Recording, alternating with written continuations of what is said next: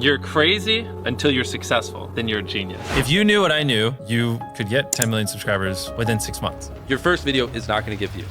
When I was a young teenager, I was getting no views. Subscribers don't matter, views don't matter. I mean, they do. MrBeast shares his best YouTube advice all the way from creating the optimal thumbnail and title to growing your first channel on YouTube. A lot of people get analysis paralysis, just fail. So stop sitting there and thinking for months and months on end and just get to work and start uploading. He also reveals his secrets to people who are just starting from scratch. It's much easier to get 5 million views on one video than 50,000 views on 100 videos. Everything you want as a creator comes from making the best videos possible and thumbnails. What advice would you give yourself when you were starting out? Your videos suck. You think your videos are good, but they suck.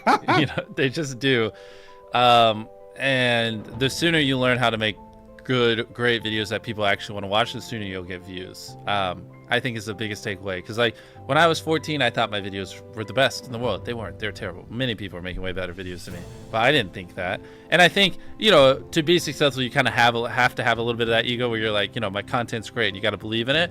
But also like, if you have sub 1,000 subscribers, like there's a good probability your videos just suck. They just do. And you need to make hundreds of videos or 100 videos, I don't know, it depends on the difficulty of your videos, improve something every time and just like get to the point where they don't. I very rarely like see someone making great level videos consistently time and time again, year in, year out, and they don't take off. Like it's very rare. Like usually, I don't know, like the videos are just boring or the ideas are repetitive or it's something we've seen before, but like, I don't know, like name one person who's doing original ideas, giving it his all, like they're very well edited, great story, great retention, great pacing, boom, boom, boom, consistently week after week for 2 years that didn't blow up. Like, I don't know, in my opinion, it's pretty hard to find. When you make good content, you'll blow up. It's not the algorithm, it's not anything. It's just like me and most people who are in my position, you just make terrible videos. And that's okay because you got to make a bunch of videos and improve over time to be great. Like you don't just pick up a baseball and become an MLB level athlete within a year. It takes many, many, many years, and YouTube's kind of the same way. Yeah. So what did you do when you first started? So like when I was a young teenager, I was getting no views, had no money, had no equipment. And so for the most part, it was just like, I was just trying to scrounge money so I could buy equipment because I was using my brother's old laptop. And so like my first couple hundred videos, I didn't have a microphone. Like imagine just like crackly, terrible voice. And so once I got monetized, I saved up for a few months. Like I told you, I bought a microphone. I can just give you a mile high history. And I saved up for like 6 months. I mean, I was just doing video game videos, and they were terrible, but I saved up, I got a real computer. So now I could actually record the video game in high quality. I have a microphone, I'm like 15, and I just kept going and going. A lot of people get analysis paralysis and they'll just sit there and they'll plan their first video for 3 months. And I'm any of you listening, if you, especially if you have 0 videos on your channel, your first video is not going to get views, period. It's not. Your first 10 are not going to get views. I can very confidently say that. So stop sitting there and thinking for months and months on end and just get to work and start uploading. Like all you need to do, this applies to people who have not uploaded videos but have dreams of being a YouTuber, is make 100 videos and improve something every time. Do that. And then on your 101st video, we'll start talking like maybe you can get some views, but your first 100 are gonna suck. There are very freak cases like Liza Koshy or Emma Chamberlain who have really good personalities and it doesn't take them as many videos. And it's just like people who are 7'5" and making the NBA. Like, yes, there are freak cases you can find, but for the average person like us, who don't have these exceptional personalities and, backgrounds in filmmaking, just make 100 videos, improve something each time, and then talk to me on your 101st video. Well, the improve something each time is the tricky one. How do you improve something each time? The second one, just, I don't know, put more effort into the script. The third one, try to learn a new editing trick. The fourth one, try to figure out a way that you can have better inflections in your voice. The fifth one, try to, study a new thumbnail tip and implement it. The sixth one, try to figure out a new title. There's infinite ways. That's the beauty of content creation online. There's literally infinite ways, from the coloring to the frame rate to the editing to the filming to the production to the jokes to the pacing to every little thing can be improved, and they can never not be improved. There's literally no such thing as a perfect video.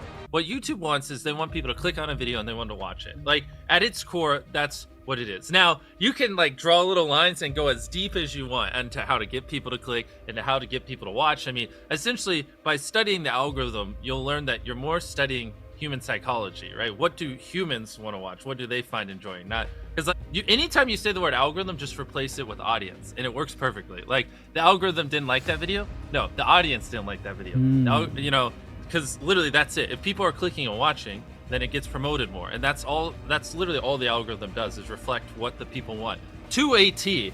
And if you deny that, you just make terrible videos and are trying to find a scapegoat. The thing is, it's all knowledge. It really is. And like every time I say this, people debate it to the end of time on Twitter, but I don't care. Like I could start a new channel tomorrow with not using my face or my voice, like without ever promoting it, and in 6 months have 20 million subscribers. I just it's purely knowledge. Like if you knew what I knew, you could get 10 million views a video, and you could get 10 million subscribers no matter where you are right now within 6 months. It really is just knowledge. And I can already tell you 90% of the people watching, they don't agree with that. They don't. And everyone has excuses, and they're always like, nah, YouTube just doesn't work like that, Jimmy. You don't understand. But I mentor a lot of people. I see it even to this day. I still see it all the time.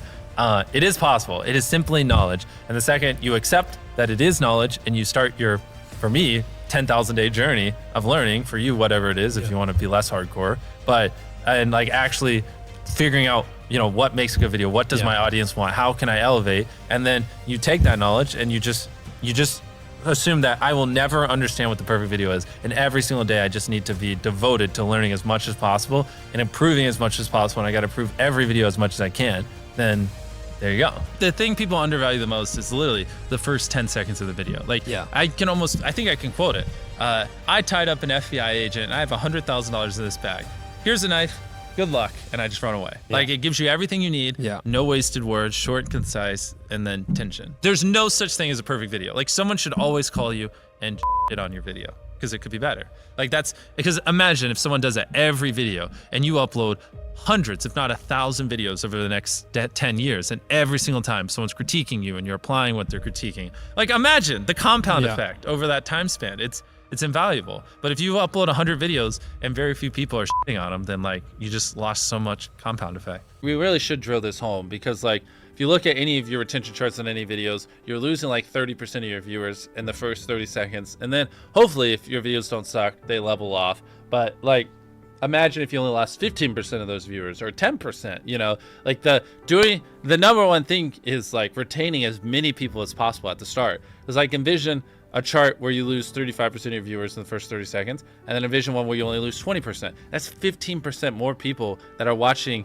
you know, throughout the video than not. And it's not like you made the whole video like a bunch better. You just had a more strategic intro that hooked them.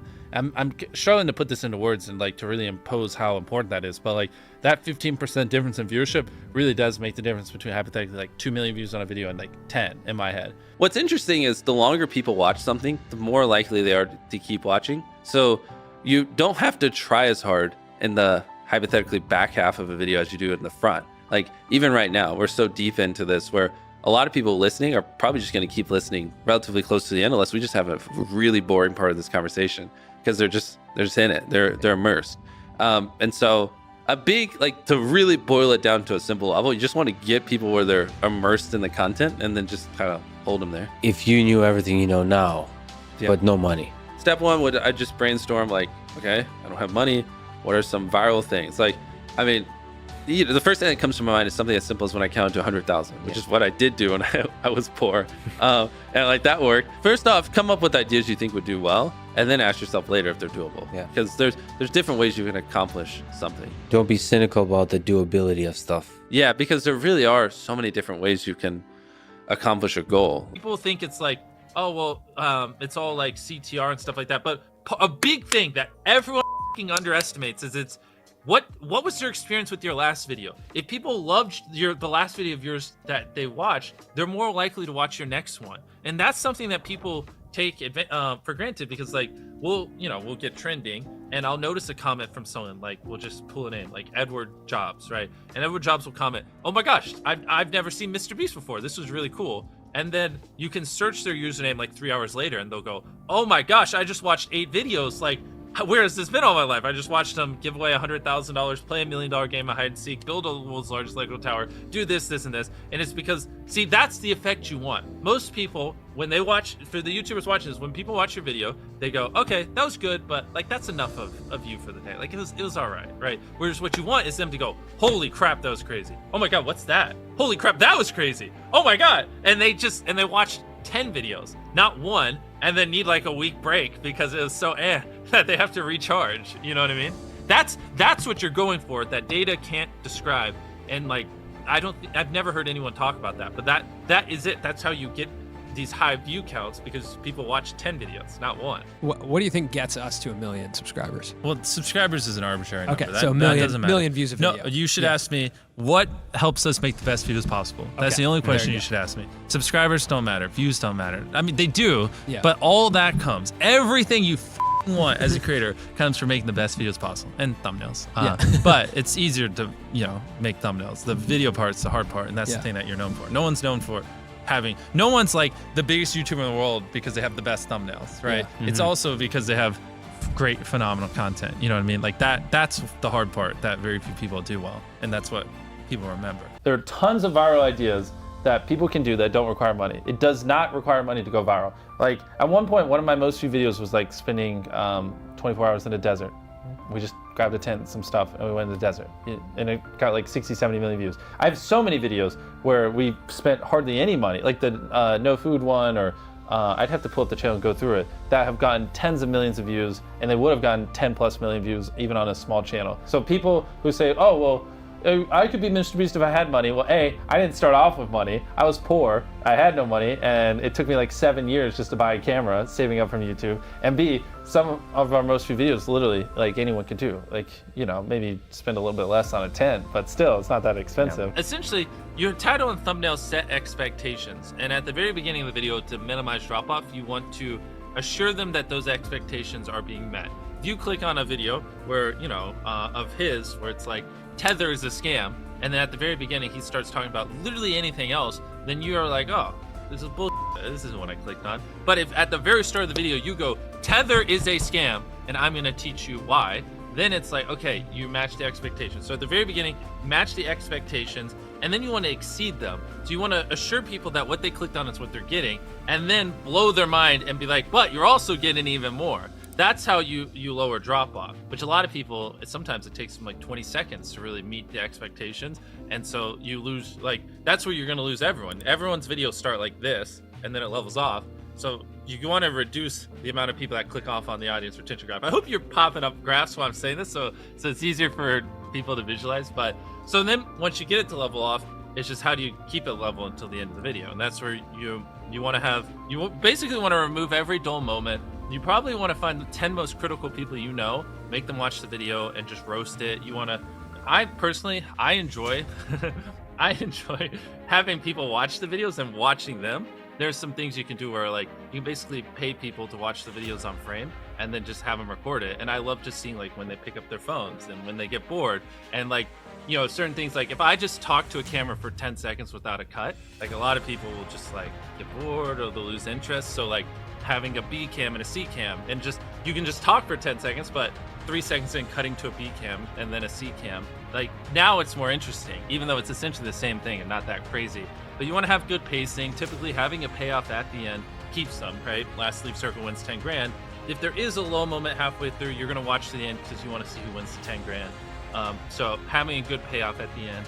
How often do you change a thumbnail on a video? Is that something you usually just stick with one, or you try different one? I think we get better at making thumbnails every year. So it's more, when I upload a thumbnail, I usually think it's good and I don't change it most of the time. But what happens is like 3 years later, I look back and I'm like, oh, that's a horrible thumbnail. And so it's usually like every 2 years we just go back and update a lot of our older thumbnails just because they're terrible. Just with like the new knowledge we have and what we've learned. And funny enough, that actually usually does help quite a bit when we update the thumbnails on old videos.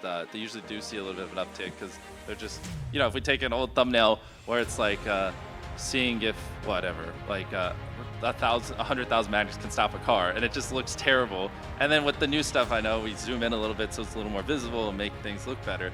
Then magically it starts doing a little bit better because now people actually understand what it is, because I'm not as much of an idiot anymore. Last question. Oh boy. What's the best advice you've ever gotten? The best advice? Mm-hmm. One thing that I like is your you're crazy until you're successful, then you're a genius. And I think for a lot of people, when you're grinding as a small channel, people think you're too obsessed, you're a weirdo, stop only making videos, like get a life, be realistic. I mean, people will convince you you're out of your mind for wanting to do this, but then once you're successful, they're like, yo, your drive, your tenacity was great. But it's like, yeah, well, where was that back then? You know what I mean? I didn't get that when I was a small channel. And so I think you're crazy until you're successful, then you're a genius. I'm with it.